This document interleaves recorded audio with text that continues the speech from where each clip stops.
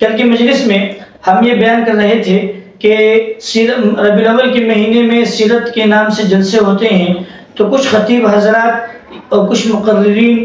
یا ان کے علاوہ کچھ مصنفین نے اپنی کتابوں میں کچھ ایسے واقعات یا کچھ ایسی احادیث لکھ دی ہیں جو موضوع من گھڑت اور جعلی ہیں۔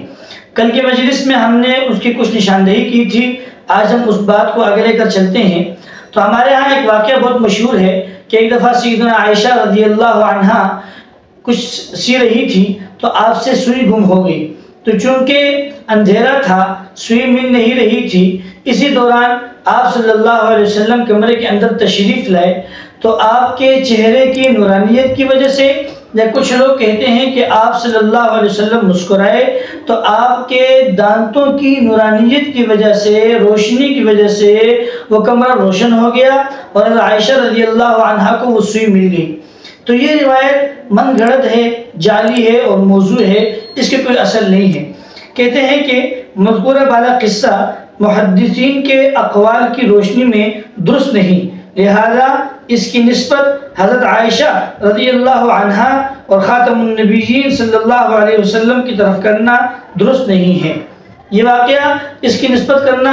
صحابہ کی طرف یا آپ صلی اللہ علیہ وسلم کی طرف درست نہیں ہے، اس لیے کہ محدثین کے جو قواعد ہوتے ہیں، جو ضوابط ہوتے ہیں، اس کے مطابق یہ واقعہ ثابت نہیں ہوتا۔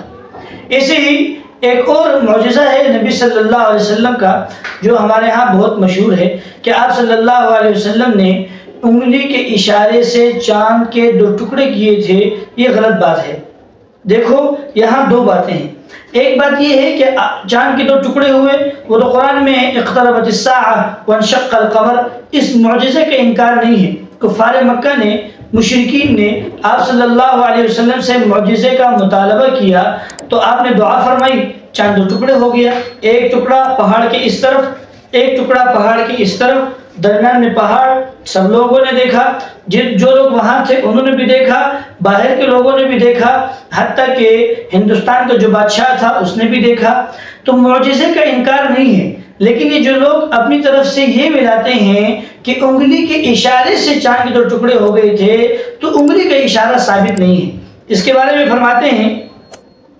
کہ معجزہ شق القمر کے سلسلے میں یہ بات کہ حضور صلی اللہ علیہ وسلم کے انگشت کے اشارے سے چاند 2 ٹکڑے ہو گیا، اس کا ثبوت ابھی تک کسی معتبر بلکہ ضعیف روایت سے بھی دستیاب نہیں ہوا، اور اس کا مصنفین و مقررین کے یہاں مشہور ہونا دلیل ثبوت نہیں ہے، کیونکہ اس کی نسبت حضور صلی اللہ علیہ وسلم کی جانب کی جا رہی ہے، تو اس کے لیے سند درکار ہے اگرچہ ضعیف ہی کیوں نہ ہو۔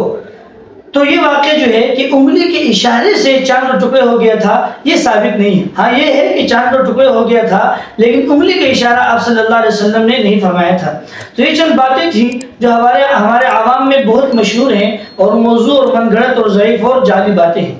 ہم نے وعدہ کیا تھا کہ ہم آخر میں یہ بات ذکر کریں گے کہ جب یہ اتنی مشہور اور غلط باتیں ہیں تو پھر بڑے بڑے مصنفین نے اپنی کتابوں میں ان احادیث کا، ان واقعات کا ذکر کیوں کیا ہے، یا مقررین اور واعظین اپنے سیرت کے جلسوں میں فلاں جگہوں پر یہ واقعات یا احادیث کیوں بیان کرتے ہیں۔ تو اس کے 2 جواب ہیں۔ ایک جواب تو یہ ہے کہ جب کوئی مصنف کوئی کتاب لکھتا ہے، مثال کے طور پر آپ ایک کتاب لکھ رہے ہیں، آپ سیرت کے نام پہ ایک کتاب لکھ رہے ہیں، آپ کسی موضوع پہ ایک کتاب لکھ رہے ہیں، لیکن آپ نے ایک بڑی کتاب کا مطالعہ کیا ہے، اس میں ایک حدیث، ایک واقعہ آپ کو مل گیا سیدنا عائشہ رضی اللہ عنہا والا، آپ نے اس کتاب پر اعتبار کر کے، اس پر اعتماد کر کے وہ واقعہ نقل کر دیا ہے اپنی کتاب میں،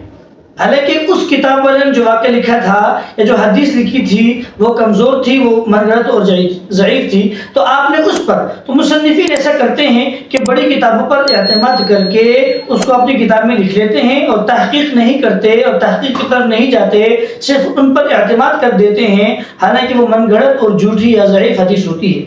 دوسری وجہ یہ ہوتی ہے کہ یہ واقعات، یہ احادیث عوام میں بہت مشہور ہوتے ہیں،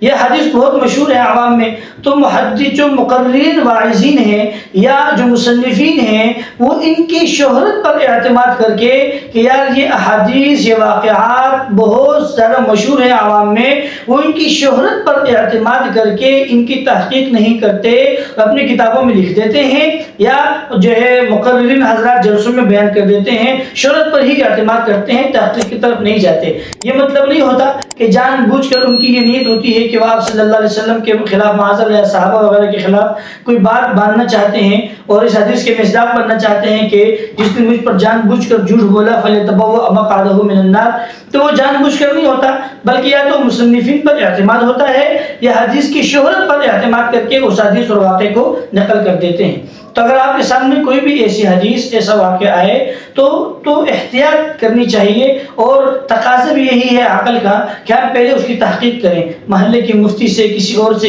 اس کی تحقیق کریں. اگر واقعی وہ حدیث صحیح ہے تو آگے پھیلائیں اور لوگوں کو بتائیں، سمجھائیں، سنائیں. اگر نہیں تو اس کو آگے نہیں پھیلانا چاہیے. جیسے ہمارے ہاں بہت مشہور ہے کہ جس نے رمضان کی سب سے پہلے خوشخبری دی اس پر جہنم حرام ہے، جنت اس پر واجب ہے. یہ من گھڑت اور موضوع حدیثیں ہیں. اللہ تعالیٰ سے دعا ہے کہ اللہ تعالیٰ ہمیں حق اور سچ سننے کی اور اس کو پھیلانے کی توفیق نصیب فرمائے.